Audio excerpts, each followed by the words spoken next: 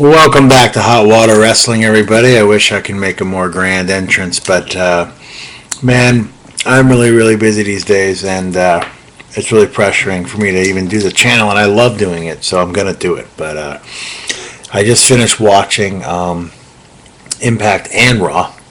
I stayed tuned to Impact mostly. I did pause it at one point, and I went to my DVR and watched the opening of Monday Night Raw with Shawn and Brett's return, and then I went back and continued to watch basically the end of TNA, and then I completed Raw.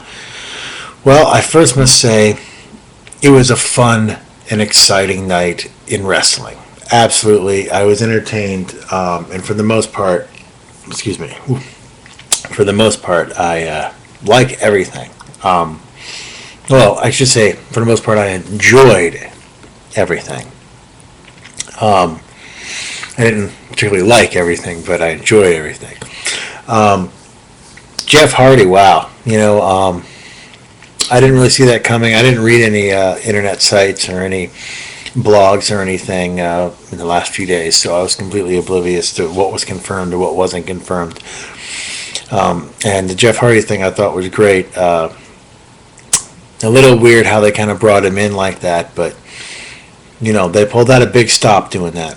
I mean, in my opinion, besides John Cena, I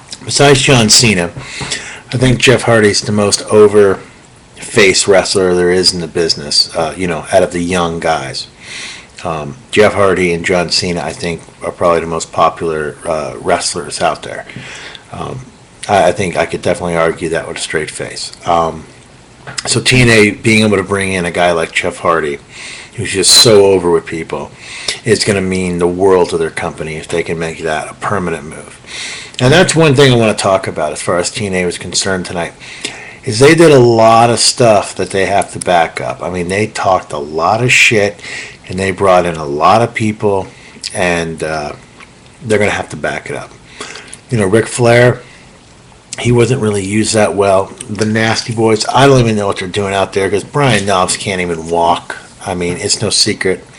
He can't even walk. I don't know how he's going to get in the ring, and if they're going to put him in the ring, I don't know if it's going to look so good. So those guys spray painting Team 3D's picture and everything, I don't know where they're going with that and how they're going to follow through with all these angles. Again, Scott Hall, the whole NWO thing they had going on there. I don't know how that's all going to play. I guess, they can pull that off.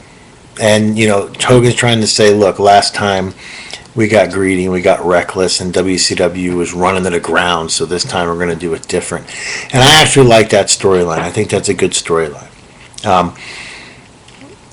Why did Hulk Hogan say he had been in the back all day with the superstars when they had this motorcade bringing him into the show? Now, that was a weird flub.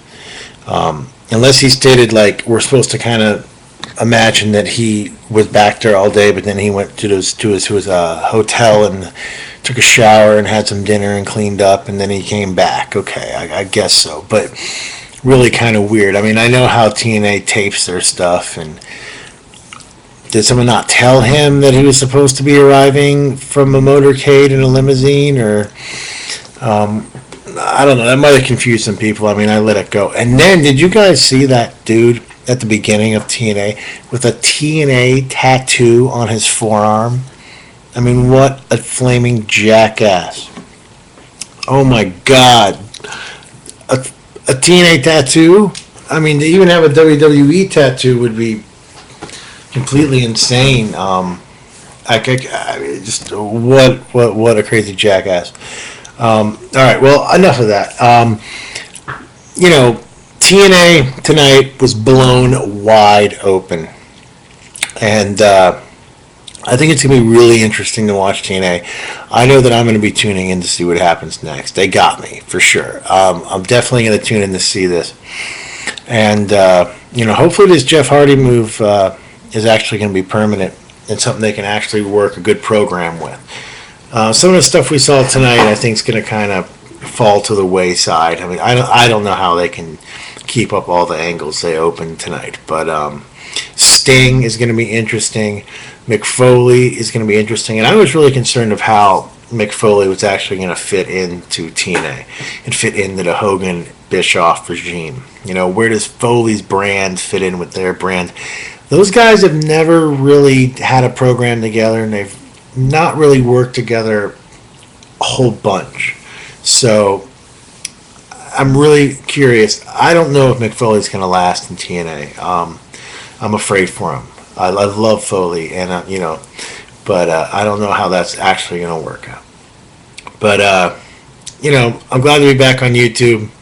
I haven't made a video of substance in a while, and glad to be back finally. And I'm going to try to do some DVD updates and everything. My whole computer system's shut down right now, so I'm doing this webcam thing. So hopefully this video doesn't crash on me, and I can actually upload it tonight. But I plan to be back with much more videos. We're going to be following the saga closely, and I'm not done yet. Wait, you know, I didn't say a word about Raw, did I? Jeez, back up. It's a clusterfuck for hot water wrestling tonight too. I thought Raw was okay. I thought TNA Impact was definitely the better show, way more interesting than Raw. And I don't really think that Raw was necessarily trying to outdo TNA. They had a real rock solid show, and they wanted to show TNA, hey, we got some horns. We're going to call in Brett.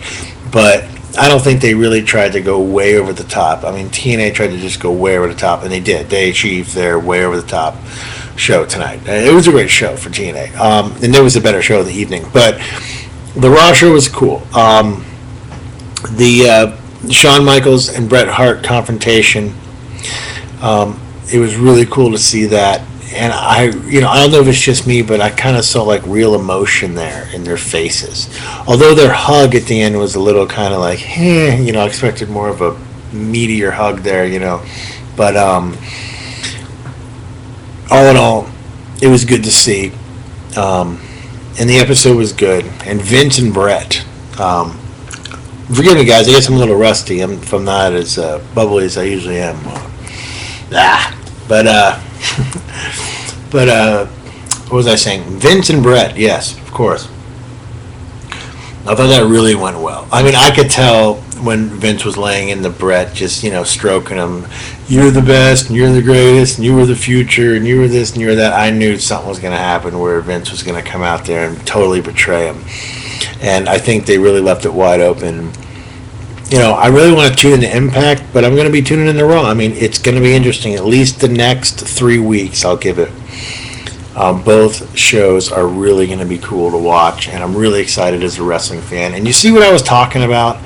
You see what I mean? How it's good for the business to have this energy in the air. I hope you all can see that, and I hope for all of you who did not watch Impact, you will give it a shot on Thursday, because it's definitely worth seeing. And until next time, guys, I'll see you, and it was great. Leave your comments, rate my video. Talk to you later.